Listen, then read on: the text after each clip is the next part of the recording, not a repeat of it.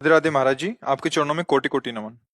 महाराज जी, यदि घर में अपने बड़ों से बहुत प्रेम होते हुए भी विचारों के मतभेद के कारण अनबन होती रहे तो क्या शांति और प्रेम बना रहे इसके लिए अलग होकर रहना ठीक रहेगा महाराज जी? ये क्या इसमें पाप तो नहीं है? भाई, अनबन और कर्तव्य दोनों अलग अलग चीज है, इसको समझना होगा।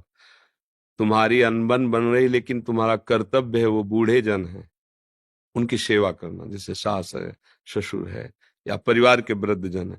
उनका बर्ताव नहीं अच्छा, उनकी बोलचाल अच्छी नहीं, अब हमें नहीं देखना, अब हमें कर्तव्य देखना है।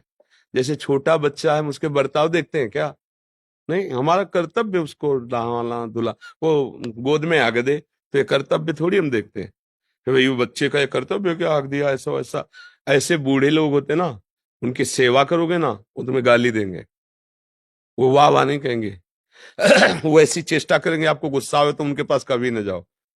ये नहीं देखना, हमको सेवा करनी है। सेव्य के प्रति सम्मान की भावना मुझे रखनी, उससे सम्मान नहीं चाहना। तो मेरे माता, मेरे पिता, सास ससुर, ये सेव्य जन है। विचार की अनबन है, अच्छी बात है, मुझे अच्छा नहीं लगता उनके विचार, पर मेरा कर्तव्य तो कहता है ना कि उनकी सेवा करनी। वयोवृद्ध है तो उनको खवाना पिलाना, उनके कपड़े धो देना, उनकी सेवा कर देना।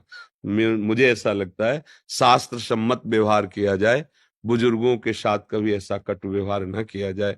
जैसे हमने देखा भी है, जवान जो पुत्र है वो अपने पिता को थप्पड़ों से मार रहा है, बहू है बूढ़ी माता सास को पिटाए, ये दुर्गति का कारण है, ऐसा नहीं। और हम ये पक्का कहते हैं आपसे, कोई बिरला ही बूढ़ा आपसे प्रेम से बात करेगा, क्योंकि उस समय उसका स्वभाव बिगड़ जाता है। वृद्धावस्था है, इंद्रियों से भोग अब हो नहीं रहे, अंदर जलन बैठी हुई है, तो तुम कितनी सेवा करो, और अंदर ही बैठा हो, मेरा लड़का है, उसको यह है ना, तो कोई एहसान थोड़ी कर रहा है, वो अपनी प्रॉपर्टी दी, मेरा पुत्र है, मैंने पालन पोषण किया, तो तुमको सम्मान थोड़ी देगा, वो तो कटु वचन बोलेगा। अब उस समय सेवा कर ले जाओ तो यही भगवत प्राप्ति, जैसे आपने प्रश्न किया ना, अब भगवत प्राप्ति का काम बन जाएगा। भगवत भाव कि अब चाहे जैसा आप बोलो, हमें सेवा करना है। देखो, ऐसे वृद्ध जन है जो स्वयं सोच नहीं सकते, स्वयं कपड़े नहीं धो सकते, और उन्होंने, मान लो आप बहू हैं, तो आपके पति को प्रकट किया है, आपके पति को स्वस्थ किया है, और आप उनकी संपत्ति में हैं, तो अब आपका कर्तव्य बनता है कि उनके कपड़े धो दीजिए, उनको पवित्र कीजिए, उनको समय से भोजन दे दीजिए। वो गाली बके बकने दो, आपका काम हो जाएगा, आपका मंगल हो जाएगा। तो मुझे तो लगता है ऐसा ही करना चाहिए।